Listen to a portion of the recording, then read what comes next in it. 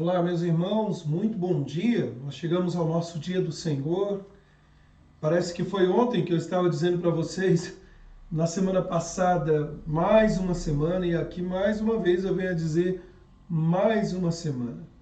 O tempo está passando muito rápido, né? Nesse tempo de quarentena aí, de distanciamento social.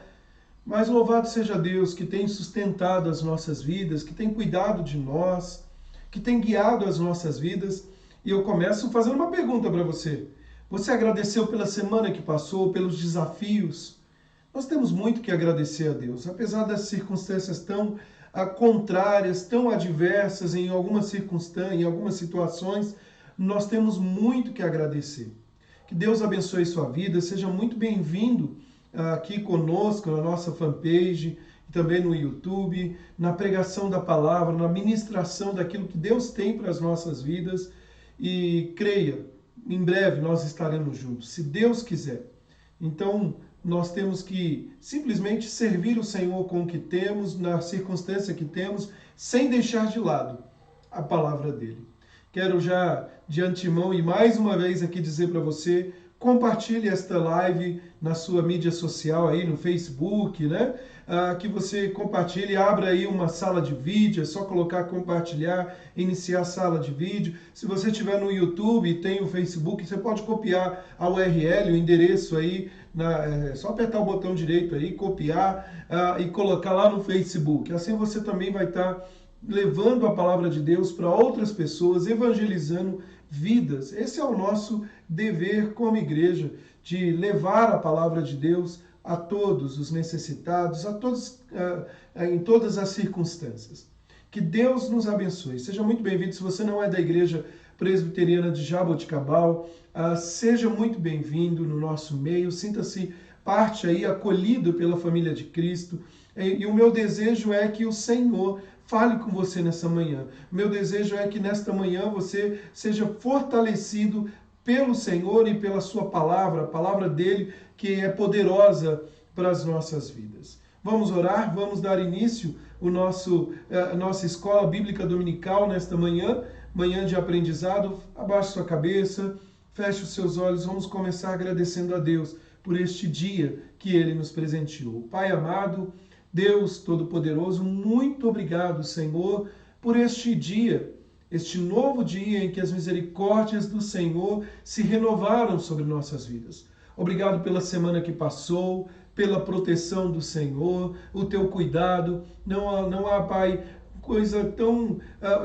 não há nada melhor, Deus, do que estar na tua presença e desfrutar não apenas neste dia, o dia do Senhor, mas todos os dias crendo que o Senhor se faz presente.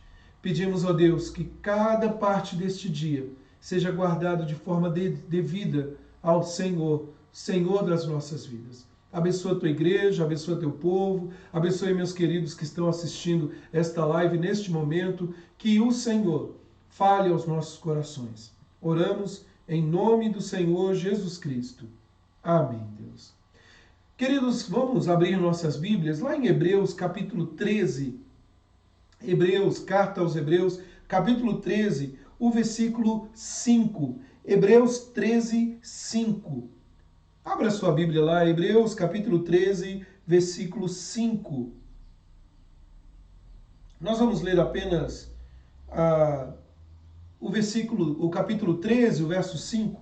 E a palavra do Senhor diz assim: seja a vossa vida sem avareza, contentai-vos com as coisas que tendes, porque ele tem dito, de maneira nenhuma te deixarei, nunca, jamais te abandonarei. De maneira nenhuma te deixarei, nunca, jamais te abandonarei. A carta aos Hebreus, a sua palavra central, aqui a mensagem central, é a sublimidade de Cristo, a superioridade de Cristo como cabeça, como Senhor da igreja, Senhor das nossas vidas. Aqui no capítulo 13, queridos, os crentes são exortados a terem uma vida centradas em Cristo e em pleno acordo com a supremacia do Redentor. Mas propriamente chegamos aqui olhando para este versículo 5 E ele diz, seja a vossa vida, ele está dizendo aqui acerca da nossa conduta, seja a sua conduta de vida sem avareza, né? A falta de contentamento com as suas posses o leva a viver uma vida descontente, né? É sinal que nós também não temos confiado na suficiência de Deus, né? Confiado na plena suficiência de Deus. E aí o verso continua e ele diz, de maneira nenhuma ou de maneira alguma te deixarei. Deus fez essa promessa várias e várias vezes, especialmente lá no Antigo Testamento, a Josué. E o que é interessante, queridos, é que o Senhor estava mostrando a Josué que estava prestes a entrar na terra prometida, que ele estava com ele o tempo todo. Não temas, porque eu sou contigo. Sabe, queridos, mas ao olhar as promessas na Sagrada Escritura, nenhuma promessa deve ser interpretada como algo de domínio particular. Na verdade, poderíamos dizer que todas as promessas de Deus é de domínio público ou de domínio dos seus filhos. Aquilo que Deus disse a um crente no passado, nas circunstâncias, ele também disse a todos nós. Quando Deus abre uma fonte para mim, Ele o faz para que todos possam beber.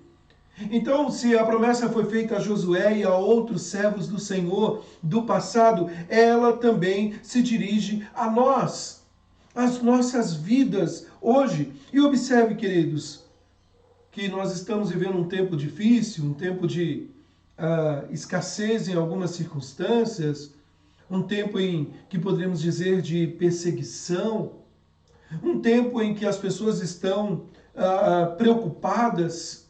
A palavra do Senhor para nós nesta manhã, que eu gostaria de compartilhar com você é: não temas, eu sou contigo. Na nossa devocional, queridos, na abertura dessa escola dominical, eu quero deixar isso claro para você. Deus tem uma palavra assim como Ele teve para os servos dele do passado. Ele tem uma palavra para a minha vida e para a sua vida hoje. Ele é conosco. A mesma palavra que Ele deixa para Abraão, para Moisés, para Josué, é uma palavra que Ele deixa para os seus filhos. Ele tem para nós, membros da família da aliança, uma promessa preciosa. E sabe, meus irmãos, não há bênção grandiosa demais, nem misericórdia ampla demais para você. Lance o seu olhar para o norte ou para o sul, para o leste, para o oeste, pois tudo isso está ao redor. Deus está presente em toda e qualquer circunstância. Nessa promessa aqui de Hebreus, capítulo 13, versículo 5, Deus outorga todas as coisas ao seu povo. Nessa promessa aqui, queridos, o que nós vemos é um Deus amoroso, com toda a sua bondade e misericórdia, protegendo, guiando o seu povo. Em suma, queridos, não há nada de que você possa sentir falta, precisar ou mesmo pedir no tempo e na eternidade. Nada vivo, nada morto, nada nesse mundo, nada no mundo do porvir, nada no agora, nada no amanhã da ressurreição, de que Deus não possa afirmar: eu nunca, jamais, eu de maneira alguma te deixarei, nunca, jamais te abandonarei. Deus é o Deus presente conosco, não apenas em algum momento da nossa vida, não apenas no culto em que prestamos a Ele, não apenas em algumas festividades religiosas que prestamos a Ele. Deus é Deus presente em todo o tempo. Eu nunca, jamais te abandonarei. Esta promessa é promessa para a minha vida e para a sua vida hoje. Às vezes, por causa das circunstâncias, nós nos sentimos preocupados, nós nos sentimos abandonados por governantes, nos sentimos abandonados talvez pela própria família, nos sentimos abandonados por nós mesmos. Deixamos de nos cuidar, mas Deus de maneira alguma abandona um seu filho, ainda que esse filho venha a pecar, ainda que esse filho venha a falhar, Deus disciplina. Está aqui nessa carta aos Hebreus. Mas Ele o faz por amor, para o atrair. E aqui, queridos, nós vemos então neste texto, no verso 5 de Hebreus 13, Ele é o Deus que nos diz: eu estou com vocês. De maneira nenhuma te abandonarei. Quero deixar para os irmãos um hino que fala um pouco desta rica, preciosa promessa, da qual ele diz: ó, não temas, porque contigo eu sempre serei. Eis que estou convosco todos os dias. É a promessa de Jesus. Aqui em Hebreus, eu nunca jamais te abandonarei. Seja edificado com esta canção e logo em seguida nós vamos orar.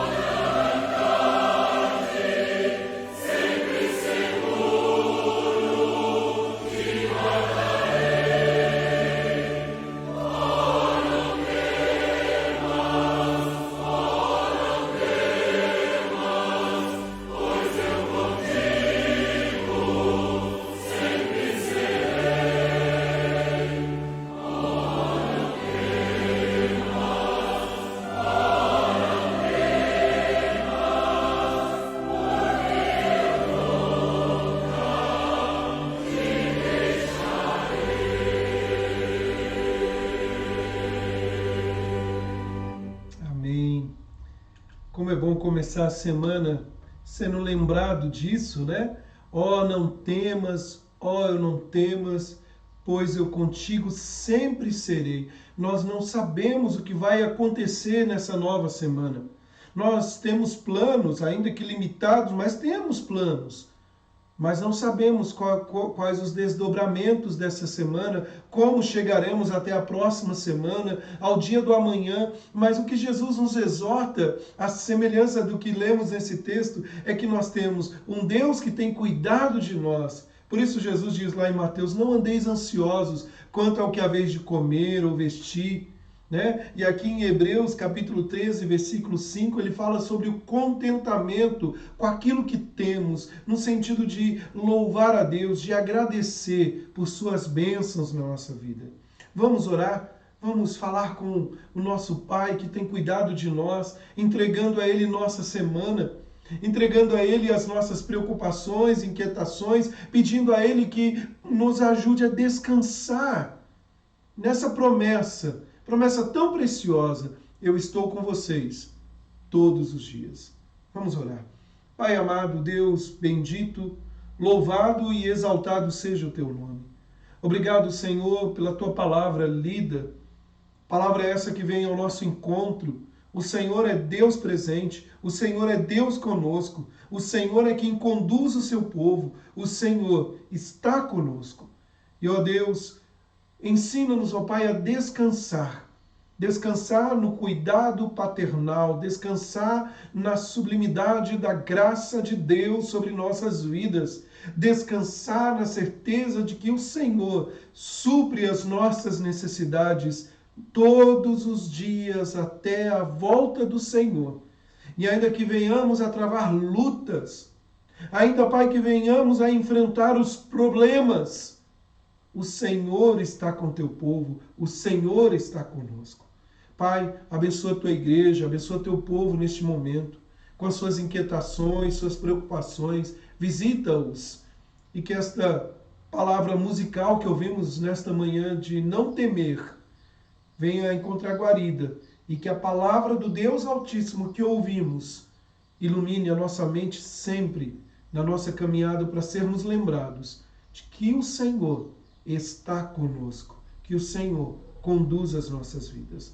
Agora, Deus, fala conosco na tua palavra, no ensino da Sagrada Escritura, que assim possamos, ó Deus, abastecidos, enfrentar as lutas, aguardando o retorno do nosso Rei, aguardando que o Senhor, dentro em breve, voltará e teu povo, nós, teu povo, estaremos contigo para todo sempre. Assim oramos no nome do Senhor Jesus Cristo. Amém, Deus. Meus queridos, nós vamos começar agora a nossa aula da Escola Dominical, na nossa série que temos estudado a verdadeira espiritualidade, superando os obstáculos. Na semana passada nós falamos sobre a falsa religião, aqui no livro de Zacarias, e agora eu gostaria que você abrisse sua Bíblia no livro do profeta Zacarias, no capítulo 9. Nós vamos falar com esse tema, o grande rei e pastor. Zacarias, capítulo 9. Nós vamos ler o capítulo 9, do verso 9 até o capítulo 10, o verso 12. Mas por hora nós vamos ler apenas o capítulo 9, do versículo 9 até o versículo 17. Depois nós vamos ler o capítulo 10, assim também dinamiza e facilita o nosso entendimento nesta manhã. Vamos ler? A palavra do Senhor nos diz assim: Alegra-te muito, ó filha de Sião, exulta, ó filha de Jerusalém. Eis aí te vem o teu rei justo e salvador, humilde, montado em jumento, num jumentinho, cria de jumenta. Destruirei os carros de Efraim e os cavalos de Jerusalém, e o arco de guerra será destruído. Ele anunciará paz às nações, o seu domínio se estenderá de mar a mar e desde o Eufrates até as extremidades da terra. Quanto a ti, Sião, por causa do sangue da tua aliança, tirei os teus cativos da cova em que não havia água. Voltai à fortaleza, ó presos de esperança. Também hoje vos anuncio que tudo vos restituirei em dobro. Porque para mim curvei Judá como um arco e o enchi de Efraim. Suscitarei a teus filhos, ó Sião, contra os teus filhos, ó Grécia, e te porei, ó Sião, como a espada de um valente. O Senhor será visto sobre os filhos de Sião, e as suas flechas sairão como relâmpago. O Senhor Deus fará soar a trombeta e irá com os redemoinhos do sul. O Senhor dos exércitos os protegerá. Eles devorarão os fundibulários e os pisarão. Também beberão deles o sangue como vinho. Encher-se-ão como bacias do sacrifício e ficarão ensopados como os cantos do altar. O Senhor, seu Deus, naquele dia o salvará, como ao rebanho do seu povo, porque eles são pedras de uma coroa e resplandecem na terra dele. Pois quão grande é a sua bondade e quão grande a sua formosura! O cereal fará florescer os jovens e o vinho as donzelas. Meus amados irmãos, nós temos estudado com esse tema a verdadeira espiritualidade e como uma resposta aí a muitas manifestações de espiritualidade, mas que ao invés de aproximar do Senhor, tem afastado. E como descobrir a verdadeira espiritualidade? Somente pela Escritura, somente pela Palavra de Deus, não meramente pela experiência. A experiência tem o seu valor quando ela é submetida à palavra de Deus. E aí eu leio, eu conheço a palavra, eu creio e eu sinto aquilo que Deus tem para as nossas vidas. Sabe, meus irmãos, na semana passada nós falamos sobre a falsa religião. A religião da aparência, a religião do rito, a religião da manifestação meramente externa, sem o compromisso com Deus e com o próximo. E hoje, queridos, pensando aí nesse tema, o grande rei e pastor, eu começo aqui com esta imagem aí de um bezerro de ouro, aonde as pessoas se prostram diante deste bezerro de ouro. E sabe, queridos, as falsas religiões, os falsos ídolos, e por que não dizer os falsos mestres, pastores, estão por toda parte. E cuidado, tome muito cuidado com eles, eles estão por toda parte. Você precisa estar atento, porque eles vêm com uma voz suave, com uma proposta de uma mudança radical, uma mudança em que você vai desfrutar do bom e do melhor, ou com um discurso que parece ser agradável, mas que leva para longe do Senhor. Sabe, queridos, nós precisamos identificá-los e combatê-los, caso contrário, estaremos sujeitos à sua força, que é uma força destruidora.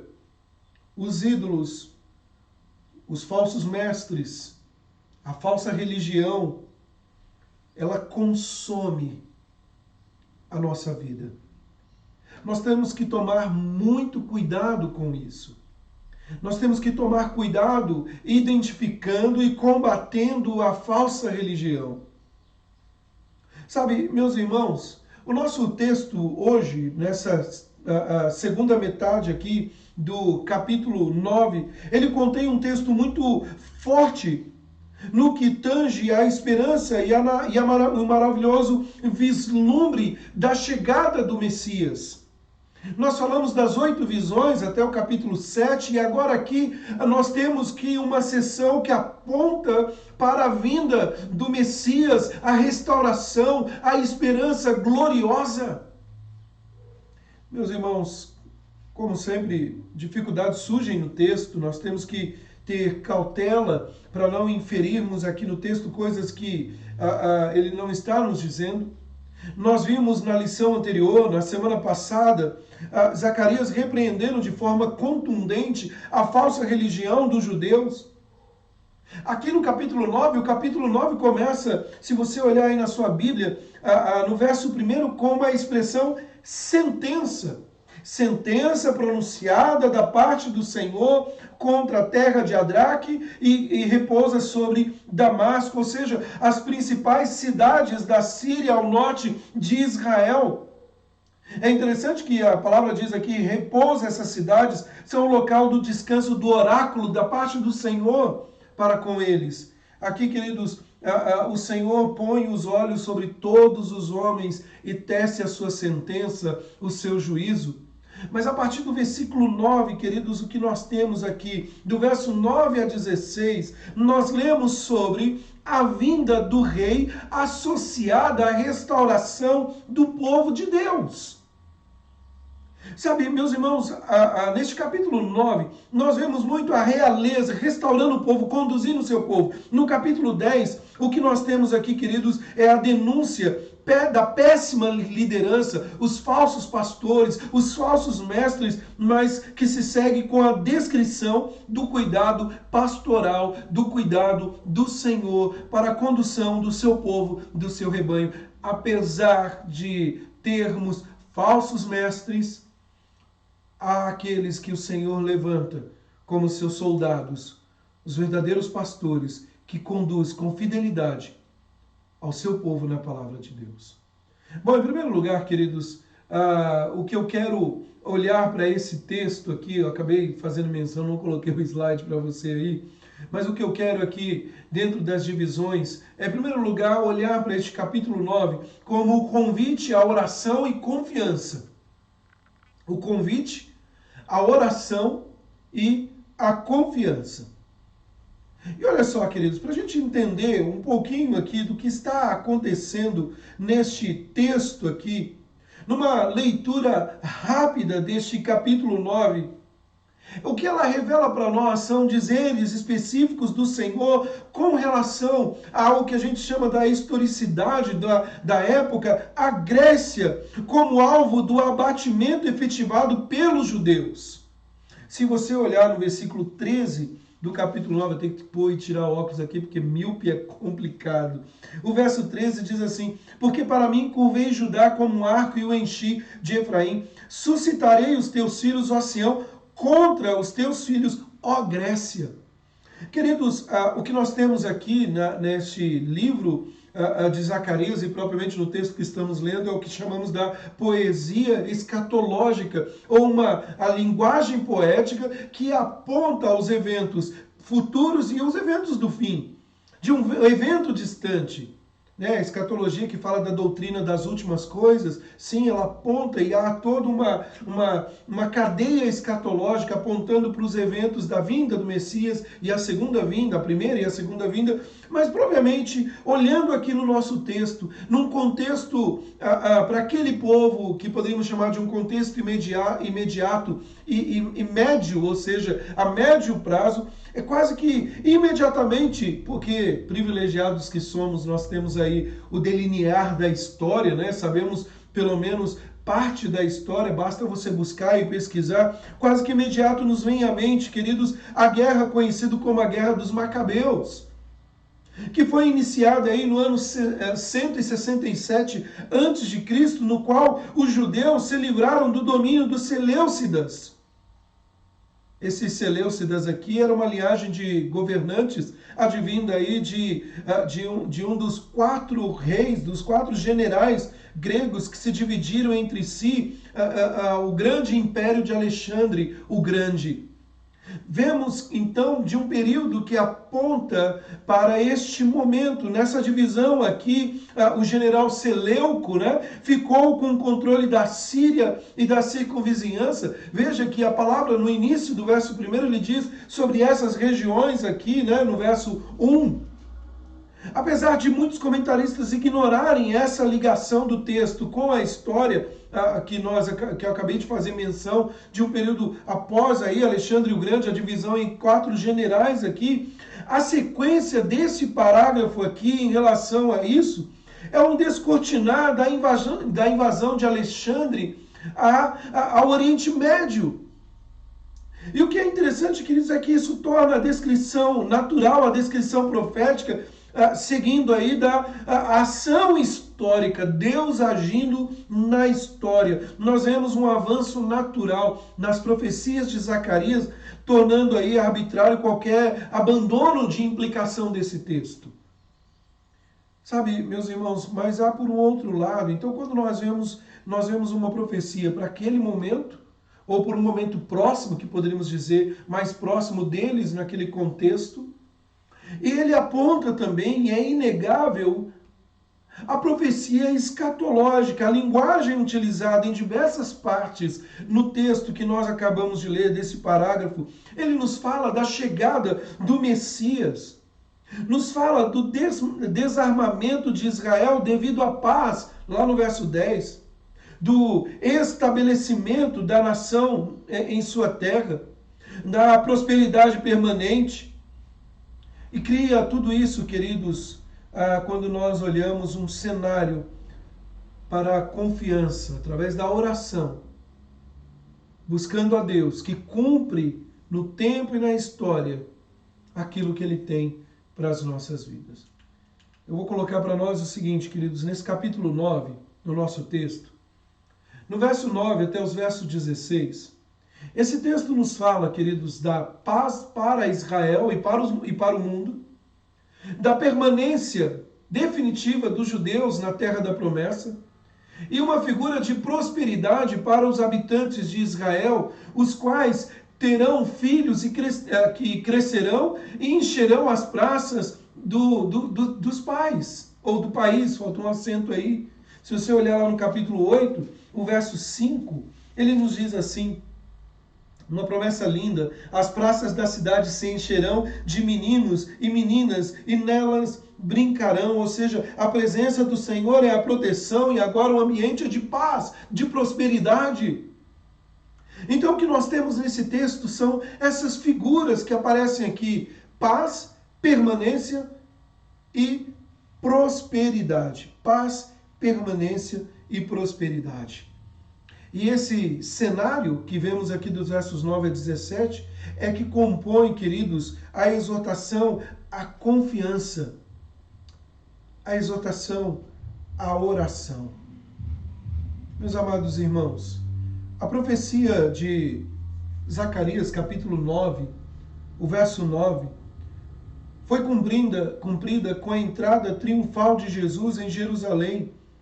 E a entrada de Jesus sendo aclamado, Hosana o que vem, em nome do Senhor, como Rei, como Cristo, Messias prometido, justo, vitorioso, Salvador, humilde. Ele é o Rei que vem em defesa do seu povo, sendo o seu reino sem fronteiras. Agora, a grande questão é, será possível, e aí surge tanto para aquele contexto quanto para nós, será possível vislumbrar neste mundo, um mundo fragmentado, um mundo quebrado, um mundo onde há tantas inconstâncias, alguma antecipação dessa restauração? Será que é possível vislumbrar isso?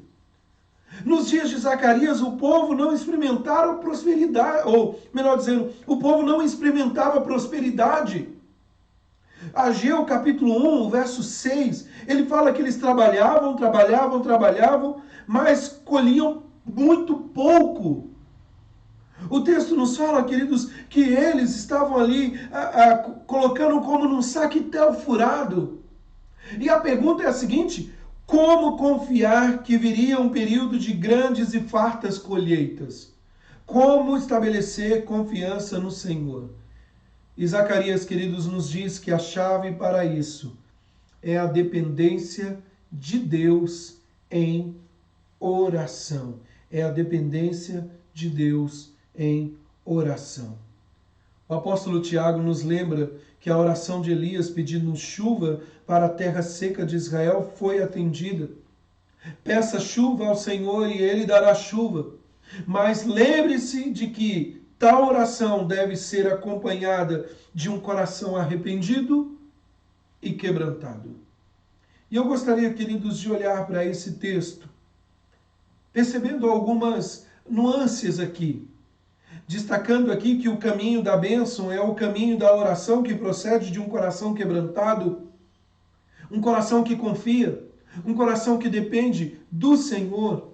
Há algumas verdades que nós podemos destacar. Primeiro, o que nós vemos aqui, queridos, que nos enche de confiança, de encorajamento, de buscar o Senhor. Há uma promessa de paz.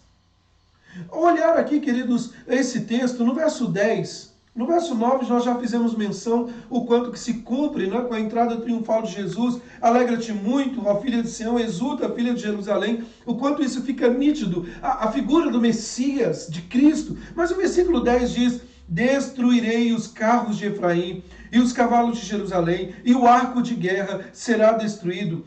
Ele anunciará paz às nações, e o seu domínio se estenderá de mar em mar, e desde o Eufrates até as extremidades da terra. Eu acabarei com os carros de Efraim e com os cavalos de Jerusalém. Meus irmãos, um dos modos de se anunciar a instalação da paz é anunciar o desmartelamento do arsenal de guerra. Um dos modos de se anunciar a paz é tirar as armas do inimigo.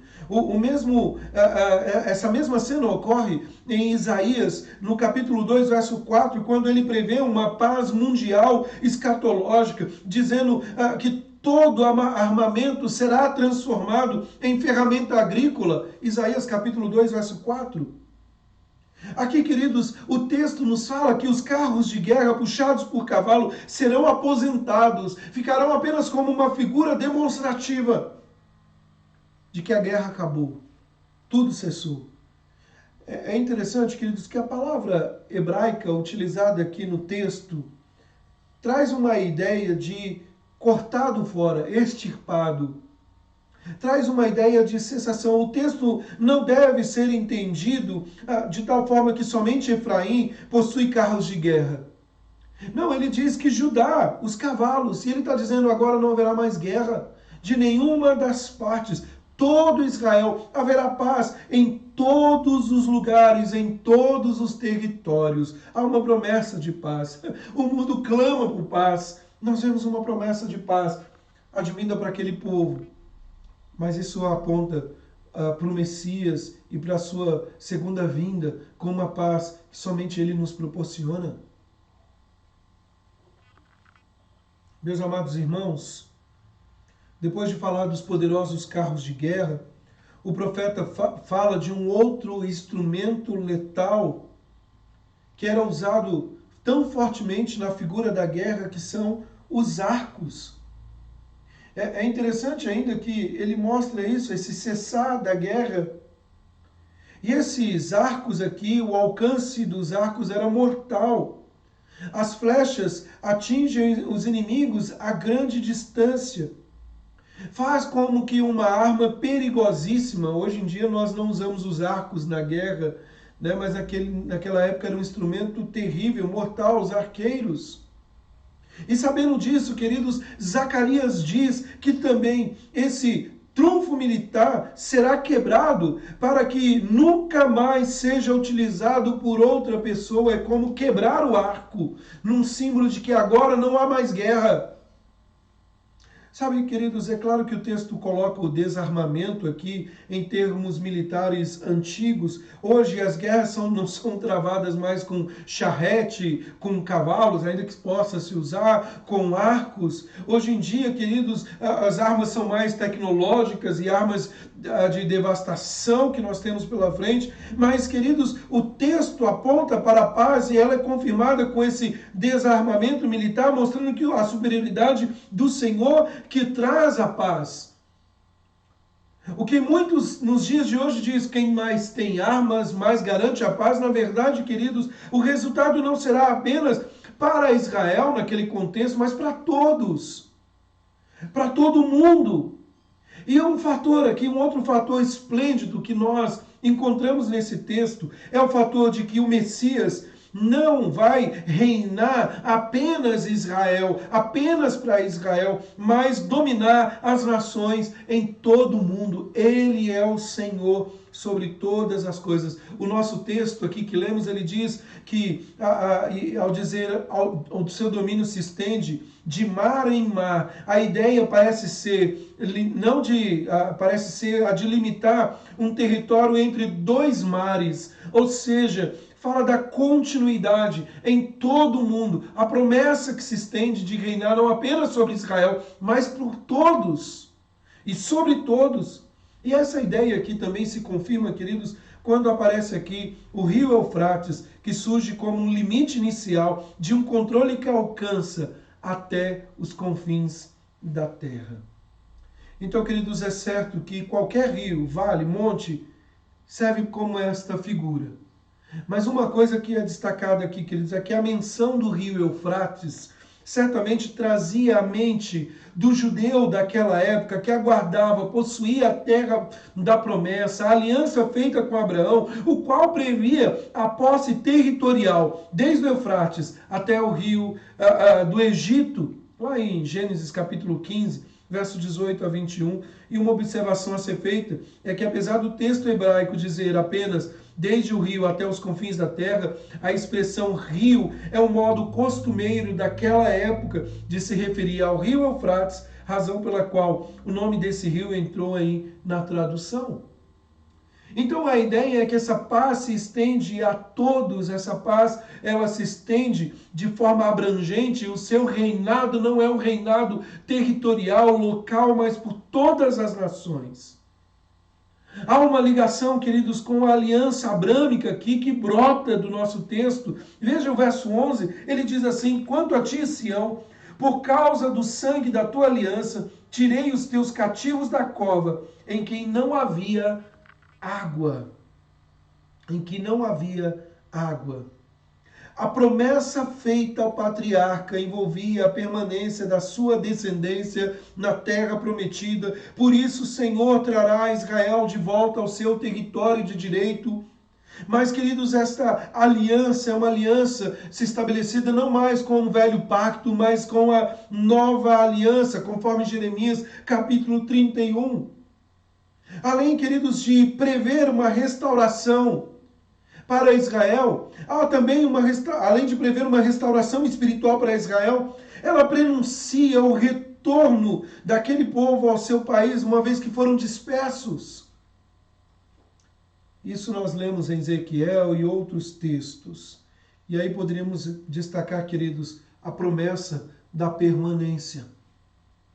Sabe, meus irmãos, se nós observarmos no versículo 12, ele diz assim: voltai à fortaleza, ó presos de esperança, também hoje vos anuncio que tudo vos restituirei em dobro. A fortaleza é Jerusalém, tratando-se de uma mensagem, aí, uma parte do texto citada aí com referência à terra da promessa. Eles iriam voltar e eles trariam a restauração. Além disso, queridos, Jerusalém, como uma capital agora, era uma capital livre de um país soberano. Promessa de restauração, promessa de permanência. Mesmo sendo dispersos por outros povos, Deus faz a promessa para o seu povo. E aí nós vemos também uma promessa de prosperidade.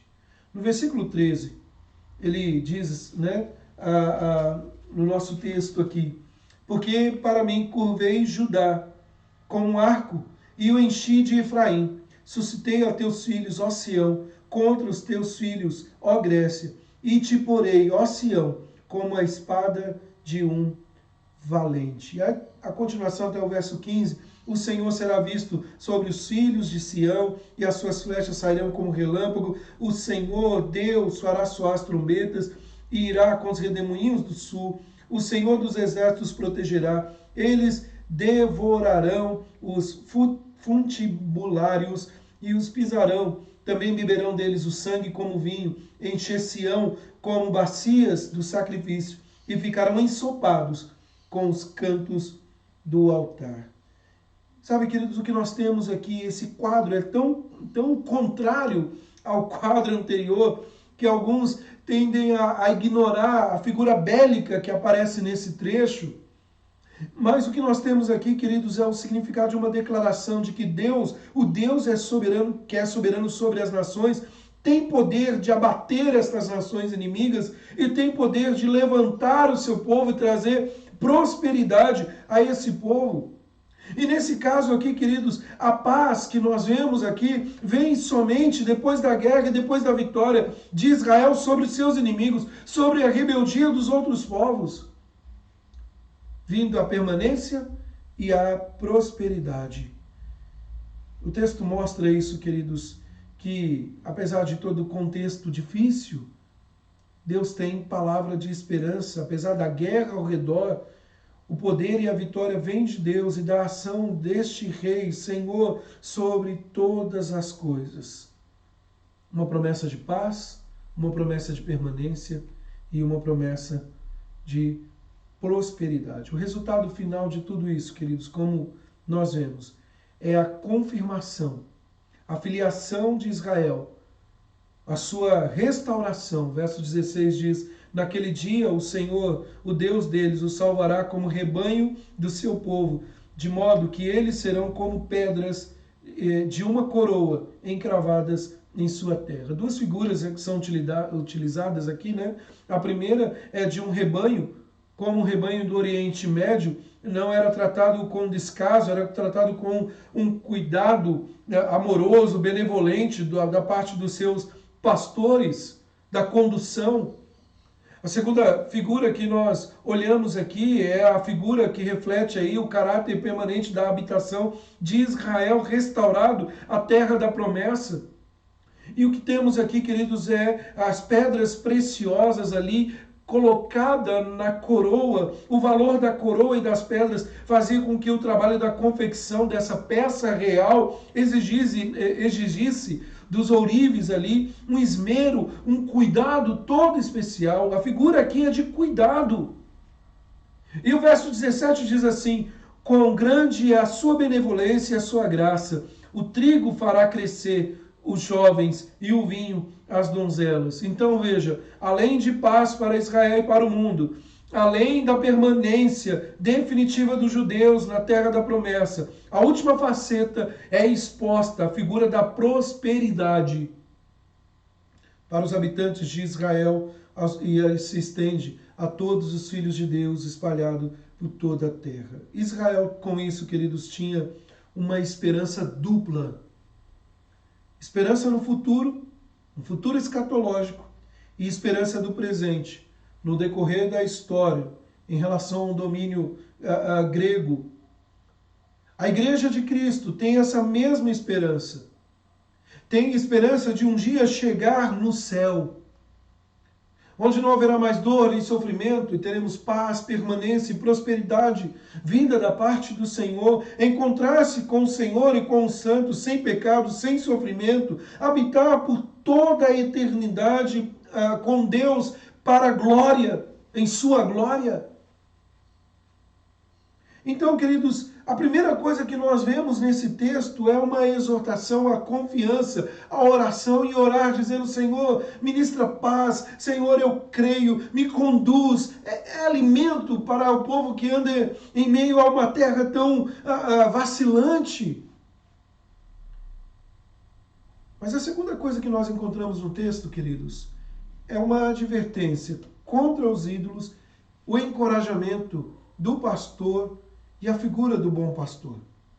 E aí eu quero ler com vocês o capítulo 10, o versículo 12, o versículo 1 até o versículo 12. Olha lá, capítulo 10, o versículo 1 até o versículo 12. Pedi ao Senhor chuva no tempo das chuvas serôdias, ao Senhor que faz as nuvens de chuva, dá aos homens aguaceiro, e a cada um erva no campo. Porque os ídolos do lar falam coisas vãs, e os adivinhos veem mentiras, contam sonhos enganadores e oferecem consolações vazias. Por isso, anda o povo como ovelhas, aflito, porque não há pastor. Contra os pastores se acendeu a minha ira, e castigarei os bodes guias. Mas o Senhor dos Exércitos tomará a seu cuidado o rebanho, a casa de Judá, e fará desta o seu cavalo de glória na batalha.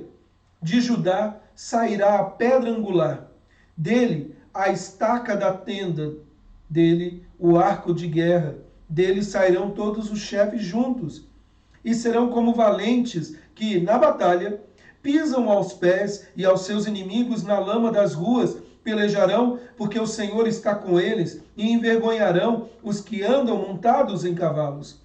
Fortalecerei a casa de Judá e salvarei a casa de José e far-los-ei voltar, porque me compadeço deles, e serão como se eu não tivera rejeitado, porque eu sou o Senhor, seu Deus, e os ouvirei. Os de Efraim serão como um valente, e o seu coração se alegrará como pelo vinho. Seus filhos o verão e se alegrarão, o seu coração se regozijará no Senhor. Eu lhes assobiarei e os ajuntarei, porque eu os tenho remido. Multiplicar-se-ão como antes se tinha multiplicado. Ainda que os espalhei por entre os povos, eles se lembram de mim em lugares remotos, viverão com seus filhos e voltarão, porque eu os farei voltar à terra do Egito e os congregarei da Assíria. Trá-los-ei à terra de Gileade e do Líbano, e não se achará lugar para eles. Passarão o mar de angústia, e as ondas do mar serão feridas, e as profundezas do Nilo se secarão. Então será derribada a soberba da Assíria, e o cetro do Egito se retirará. Eu os fortalecerei no Senhor, e andarão no seu nome, diz o Senhor. Meus amados, o que nós vemos aqui, e poderíamos, apenas destacando alguns aspectos desse capítulo 10, o que nós vemos aqui, queridos, é que Deus, ele pune os pastores inúteis, mas não deixa de abençoar o seu povo. É interessantíssimo a maneira como ele começa no versículo 1 com um lembrete de que a bênção vem do Senhor e não dos ídolos, e é ao Senhor, lembra do ponto que nós tratamos anterior, que nós devemos confiar e voltar em oração. Aqui, queridos, nós temos uma exortação fortíssima. Até o capítulo 11, se nós podemos aí pensar uma divisão aqui, nós temos o primeiro grupo de profecias que tratam aí da vinda do Messias. O rei, nós vemos aí a figura do rei que está em julgamento. Esse texto, ele mostra então que nós vemos do capítulo 9, versos de 1 a 8, Deus vinga o seu povo, sentença da parte do Senhor. Depois o que nós vimos do verso 9 a 17, o rei de Israel que chega a Jerusalém trazendo paz, prosperidade e permanência. E aqui no capítulo 10, nós vemos que Deus reúne o seu povo e ele é o pastor do seu povo, é ele que conduz o seu povo. Algumas questões que nós devemos destacar nesse texto, queridos. Eu coloquei essas figuras aí que não é nenhum adereço, nenhum enfeite aqui para nós, né? No nosso estudo hoje, são os ídolos do lar. É interessante que no versículo 2 ele destaca aqui esses terafins. Os ídolos do lar, também conhecidos como terafins, eram pequenas estatuetas de divindades pagãs. E eu fiz questão de trazer estas figuras aí, mostrando o quanto isso estava enraizado e presente em diversos povos, espalhados em diversas épocas, aonde eles buscavam o apoio e até mesmo isso foi adentrando entre o povo de Israel. É interessante que já antes do exílio, dos 70 anos na Babilônia, queridos, os profetas já denunciaram os judeus acerca do apego aos falsos deuses. Não são poucas as vezes que nós encontramos nos relatos do Antigo Testamento a exortação do Senhor para abandonar os ídolos, para abandonar a vã confiança nesses ídolos, achando que é eles que sustentam, como Baal, onde o povo se voltava no tempo dos juízes, dizendo que Baal os abençoou. Parece, queridos, que alguns, mesmo após o cativeiro, mantiveram esses ídolos domésticos dentro de casa. Então, mesmo após terem sofrido aí a disciplina da... Deixa eu tirar esse monte de coisa aqui. Mesmo tendo sofrido a disciplina da parte do Senhor, muitos ainda nutriam no coração o paganismo.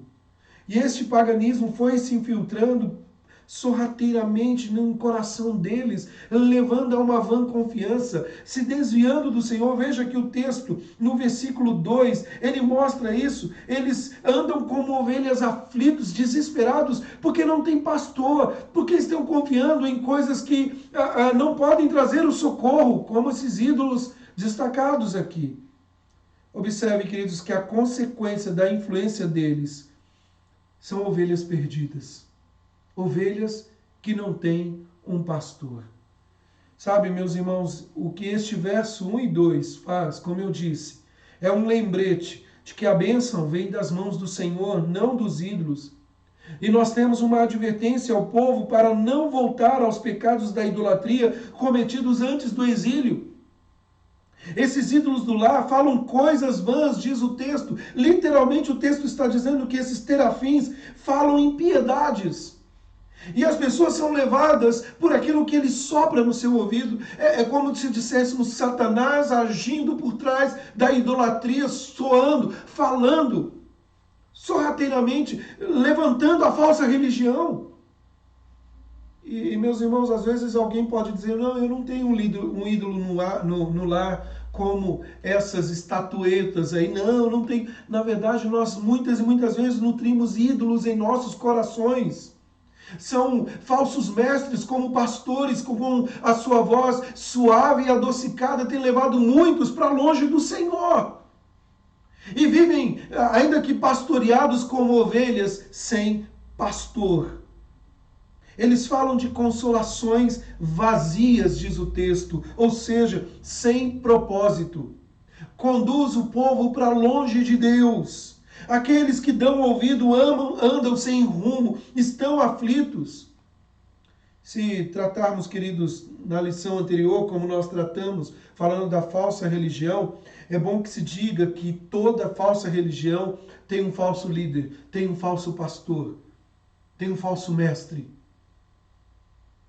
E tempos após tempos isso vai ficando mais e mais presente. Os sinais da apostasia, o afastamento de Deus, a falta de compromisso com Ele. Este povo, o povo de Israel, é exortado, é advertido a não confiar nesses ídolos do lar. Zacarias capítulo 10, versículo 2, deixa claro para nós isso. É uma exortação forte. Olha como é que ele diz. Eles falam coisas vazias, coisas vãs. Os adivinhos veem mentiras, contam sonhos enganadores e oferecem consolações vazias. Ou seja, muitos estão sendo levados por isso, com uma consolação, com uma esperança falsa. Mas qual é a solução? O verso 3 em diante, queridos, traz para nós o encorajamento do bom pastor. O encorajamento do bom pastor. No Antigo Testamento, pastor é um termo que se aplica aos governantes da terra e ao próprio Deus. Lá em Isaías, o Senhor fala que Ciro é o seu pastor, ou seja, é um título usado para alguém que conduz, para alguém que exerce o governo. Mas aqui, queridos, é interessante porque no verso 3 ele fala assim: contra os pastores se acendeu a minha ira e castigarei os bodes guias. Veja que o Senhor está se levantando e condena os maus líderes de Israel. O profeta Jeremias se queixou dos pastores do seu tempo. Jeremias 10, 21.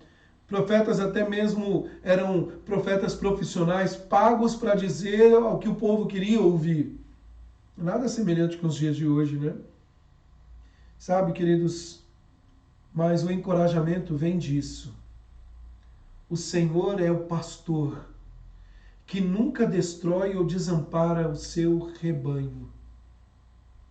É o Senhor que afirma que Ele vai punir os maus pastores. E que boa notícia! Que boa notícia! Os falsos pastores que deixam as ovelhas à mercê da idolatria serão punidos. O Senhor vai pedir contas para cada um deles. Porém, Deus cuida do seu rebanho, a casa de Judá. E a grande pergunta é: quem precisa de um ídolo? Quem precisa de um intermediário quando temos o Senhor como nosso pastor, que conduz a nossa vida? É interessante, queridos, que o texto ele fala de pastores e bodes como líderes. E tomará o seu cuidado. E é interessante que a mesma palavra hebraica aqui, o tomar cuidado aqui, ou os castigarei, né? Tomará o seu cuidado, é a palavra de inspecionar, examinar. É a ideia de que, através de uma inspeção, através de um exame, virá o motivo de punição ou de bênção. E ele usa uma outra expressão ainda no versículo 3, cavalo de glória. Cavalo de glória é o cavalo de majestade, de poder. Significando que Deus capacitará, ajudar, como uma máquina de guerra, para vencer os inimigos. O que nós temos aqui, queridos, são palavras de grande encorajamento. E eu quero destacar algumas questões aqui. No versículo 4, Existem três imagens que nós podemos destacar acerca aí do grande pastor e os líderes. Primeiro ele fala da pedra angular. Lá no versículo 4, se você ler, diz: de Judá sairá a pedra angular. Essas três imagens, é bom que se diga, diz que Deus levantará um líder supremo que vai guardar a vida das ovelhas, ou seja, ainda apontando para o Messias, o nosso supremo pastor. Ele vai fazer pelas ovelhas o que os outros líderes, governantes e pastores não fizeram. O Messias enviado por Deus para ser, ele é o agente de punição e de bênção. Bênção para aquele que confia no seu nome, punição para aquele que faz oposição a ele e não confia nele.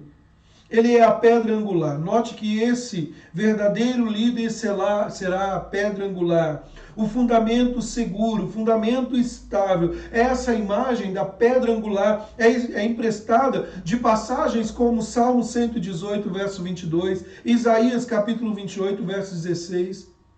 E o próprio Senhor Jesus cita esse versículo em Mateus capítulo 21, o verso 42, para dizer que ele é a pedra angular. No Antigo Testamento, foi profetizado que a rejeição de Cristo pelos líderes de Israel e sua exaltação por Deus, leva ele a honra de ser a pedra angular do novo povo de Deus, é a pedra principal. O apóstolo Pedro afirma que Cristo é a pedra citada no Antigo Testamento. Está lá em 1 de Pedro, capítulo 2, versos 6 e 7. Jesus é a pedra angular. Em sua obra de expiação, ele é a pedra que foi rejeitada e ferida, mas se tornou o fundamento sobre a qual toda a igreja é construída. Somente Cristo. Ele é o principal, ele é o cabeça. Mas ainda, falando uma outra figura, a estaca da tenda. O versículo continua dizendo: de Judá sairá a pedra angular, dele a estaca da tenda. O texto, queridos, afirma que depois o grande líder é descrito como a estaca da tenda. Essa palavra era usada em Isaías capítulo 22, o verso 23 e 24. A ideia dessa expressão é que tal pastor será tão estável e tão seguro que poderá afirmar as expectativas e a esperança do seu povo. A estaca é símbolo, queridos, de sua capacidade de suportar a carga de apoio. A estaca é símbolo de firmeza. Ele será a âncora para a alma do seu povo. Podemos destacar aqui, descansar, melhor dizendo, nele. Ele é a nossa rocha, o nosso ponto seguro. Ele é a âncora para a alma. Ele vai nos amparar com firmeza. E essa promessa Zacarias faz olhando para a figura do Messias. Mas por último, o arco de guerra. Lá no verso 4 diz que ele então, dele o arco de guerra. Deus apresenta o futuro governante de seu povo como um arco de guerra. Ele será um guerreiro poderoso e ativo. Ninguém poderá se opor a ele. Ele é a pedra que destrói o pé da estátua erigida pelo Nabucodonosor e demonstrando cada um dos reinos que caíram, e o seu reino permanece para sempre. Essa temática, queridos, do combate espiritual, essa temática da conquista está muito presente no livro de Zacarias. Deus é exaustivamente apresentado como Senhor dos exércitos. Ele é o Senhor dos céus e da terra. Nós estamos vendo e vivendo num mundo de tantas confusões, de briga pelos poderes, de querer se perpetuar e manter no poder, mas grandes foram os líderes do passado, que temos hoje é apenas história. Mas o reino do Senhor permanece para todo sempre. Jesus é descrito nas Escrituras, sobretudo em Apocalipse, como forte comandante que triunfará sobre os seus inimigos. A morte, o pecado, o diabo, ele encerrará essa batalha em sua segunda vinda. que nós temos aqui, queridos, é que Deus fortalece, essas figuras apontam para isso, Deus fortalece o seu povo. Mas note que no versículo 4, ele diz, dele, do Senhor, ou do Supremo Pastor, do grande pastor, sairão todos os chefes juntos. E aí entramos no verso 5.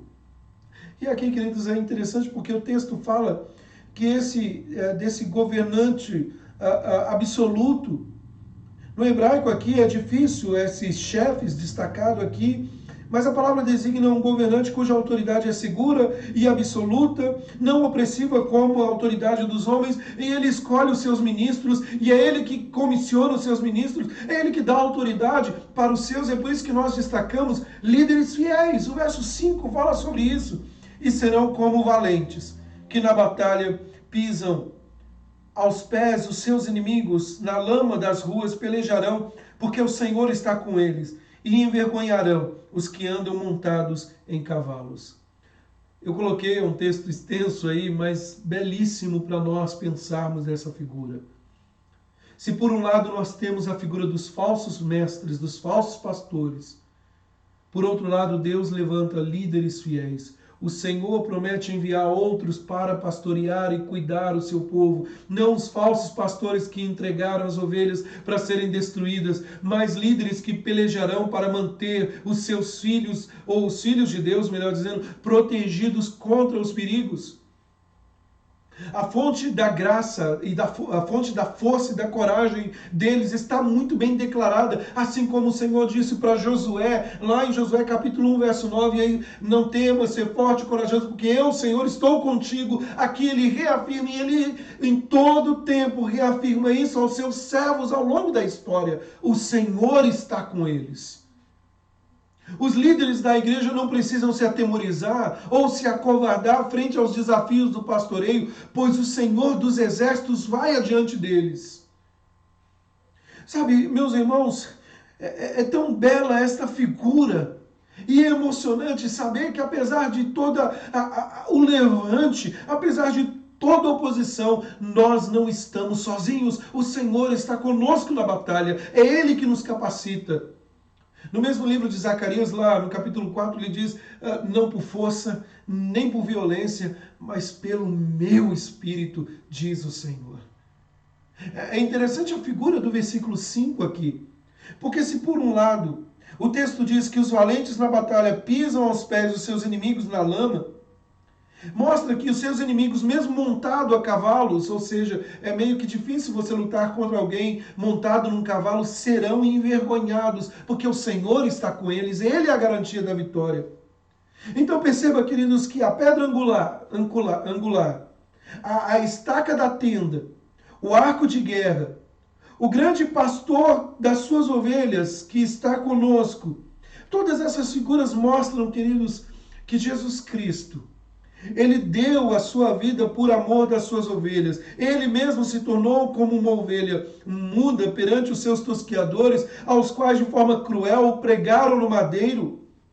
Jesus entregou voluntariamente a sua vida por sacrifício pelos nossos pecados, e Ele tirou qualquer acusação das mãos dos inimigos. Ele nos comprou com seu sangue.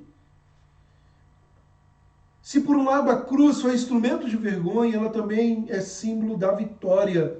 Ele venceu a morte e triunfou sobre os poderes deste mundo tenebroso. Ele é o Cordeiro que venceu e ao qual pertence todo louvor, toda honra, toda glória, todo domínio pelos séculos dos séculos. Conforme Apocalipse 5 fala. Você pode lutar porque o Senhor está ao seu lado. Dias difíceis nós estamos vivendo. Mas Deus está conosco, meus irmãos. E quando eu falo dias difíceis, eu não estou falando apenas por causa do coronavírus e das mortes que dói no coração um número de pessoas. Eu não estou falando apenas das limitações desse distanciamento social que estamos enfrentando. Eu estou falando de perseguição à religião verdadeira, à fé.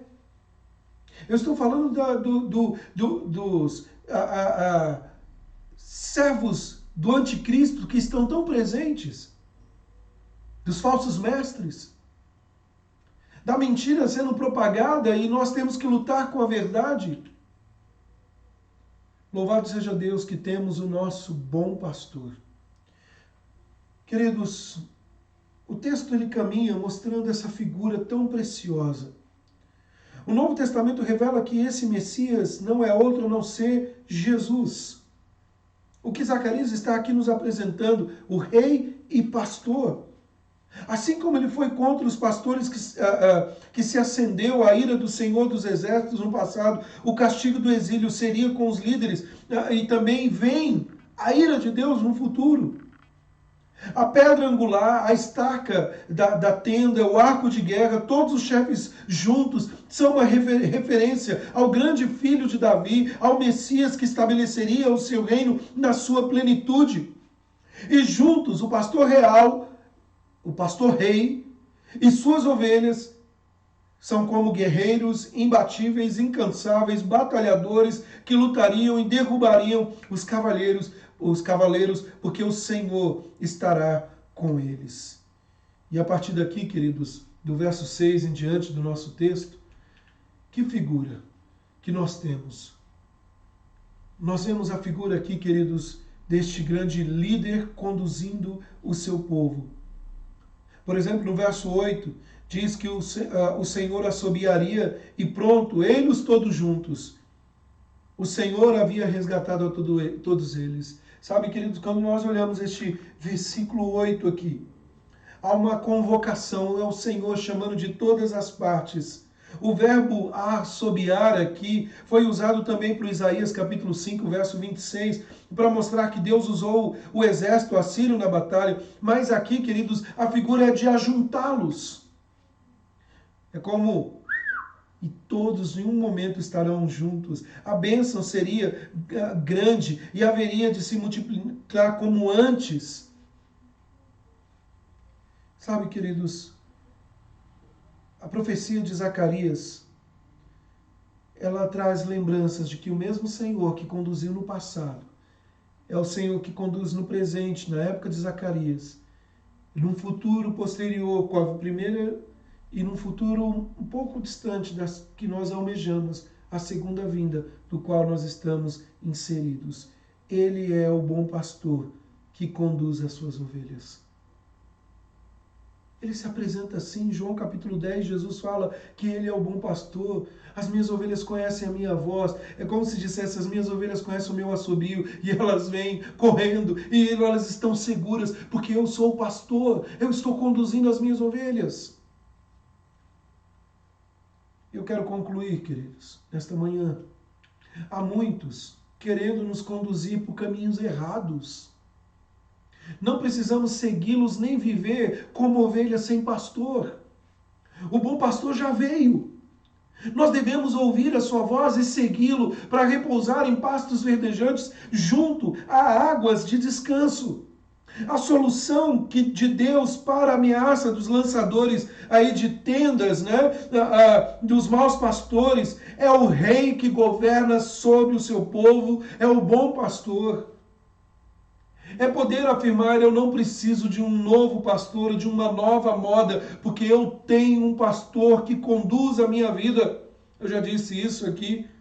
Certa vez uma ovelha muito querida me perguntou, pastor, quando a gente tem um momento difícil, a gente vai atrás do Senhor, o Senhor nos aconselha, ora conosco. Mas quando o Senhor tem um problema, o que o Senhor faz? E eu disse para essa irmã, além de recorrer aos irmãos, porque eu faço parte desta igreja e eu creio nesse sacerdócio universal dos crentes, que não há uma hierarquia no sentido que eu sou melhor ou menor, nós somos iguais e há uma intercessão mútua. Eu disse para essa irmã, eu também recorro ao meu supremo pastor. Jesus é o pastor que executará, queridos, a promessa de Deus de fazer separação entre as ovelhas e os cabritos e que trará juízo sobre os falsos pastores, sobre os falsos mestres. E eu termino fazendo algumas aplicações aqui nesta manhã. Em primeiro lugar, queridos, Busque a Deus em oração. O profeta Zacarias, lá no verso 1 do capítulo 10, exortou o povo de Israel a orar por chuva. É através das orações, é através da oração que casais são reconciliados. É através da oração que filhos são transformados. É através da oração que a doença é curada. É através da oração que o coração é quebrantado. É através da oração que uma nação é impactada. É através da oração que os milagres acontecem.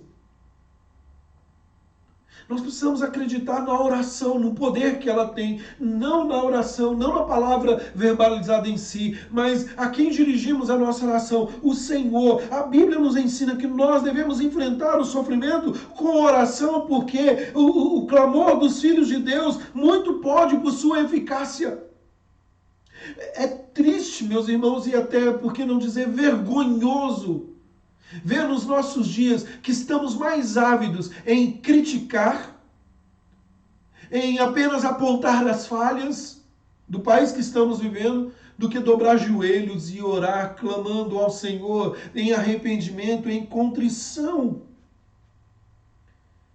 Meus irmãos, Tiago capítulo 5, versos 17 a 18, nos exorta dizendo que Elias orou para que não chovesse, e depois para que chovesse.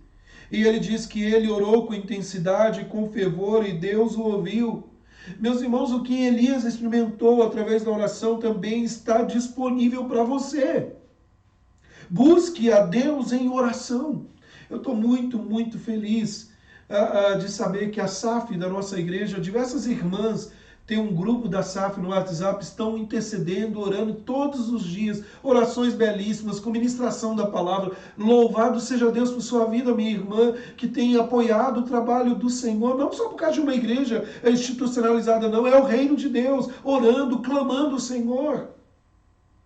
Ore a Deus, apresente a Ele os seus problemas, suas queixas.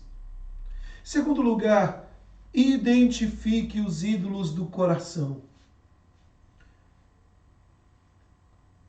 Meus irmãos, ídolos é tudo aquilo que nós colocamos no lugar de Deus.